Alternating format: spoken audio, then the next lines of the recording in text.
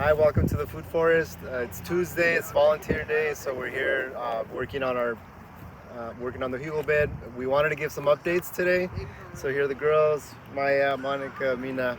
Say hi, girls. All right, so we're gonna kind of walk around. We'll start here because the video we did before was about planting a plant or a plant with adding nutrients like fish emulsion and other things like coffee grounds. So we're doing a little experiment. So we had two cherry tomato plants in there. Here's one, and here's the other. So this is the one that we put the fish emulsion at the bottom, and this one we just left it as is. And as you can tell, they were the same size when we first put them in, but now this guy is obviously growing faster than this one over here. So did it work? So far it looks like it's making a difference, but of course we have to just kind of wait and see what happens. Also, when we first put cilantro in here, we noticed that it turned red, so we thought there might be some kind of deficiency in the bed. So what we did is we bought a pH and fertility tester. Just got it at Home Depot, $18.99. So we got it today. We're gonna just test different parts of the bed and see where we're at as far as pH and fertility, so how fertile it is. And then we'll be able to tell, do we need to add more compost, or is there a certain mineral that we need to add? So this will give us a better idea. This is kind of where we started. We had flowers planted here. The girls planted flowers. So we figured this is the street view side, so we wanted to have a lot of flowers on this side. So we put some. There are plum trees and pear trees that are planted throughout the hugel bed. And so you'll see those.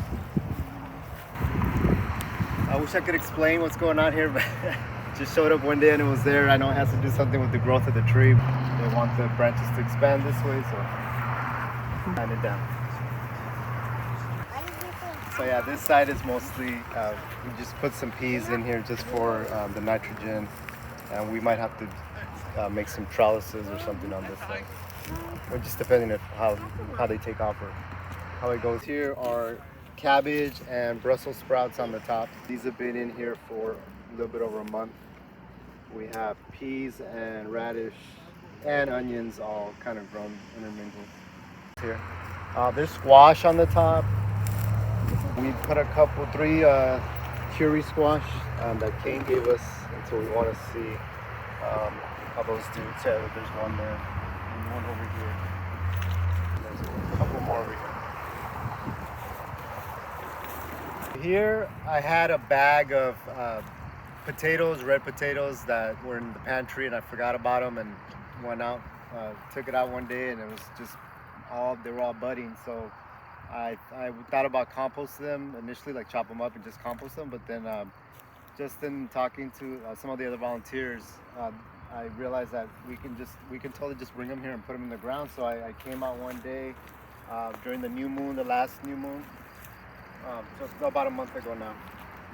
And I put 1, 2, 3, 4, 5, 6, 7, 8, 9, 10, 11, about 15 different potatoes that I put in there.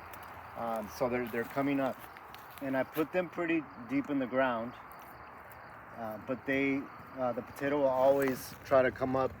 So what I was told here by the fellow volunteers is that if you keep building the mound on this, if we keep covering it up, because it was already out, and I was excited because I was waiting for it to grow, but then I was told if you cover it, it's gonna keep growing out, not only out but to the side, and that just means more production, more potatoes. So that's the experiment that we're doing here on this side, and so they're coming up. So we'll see by next month what these look like. So we'll keep building the mounds.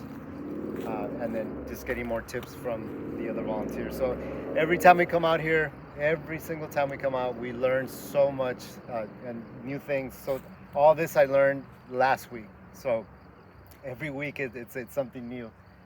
So this week we're just giving you an update. Help Mother Nature, help you to grow the best food. So if you just follow that, you'll be successful with your planting.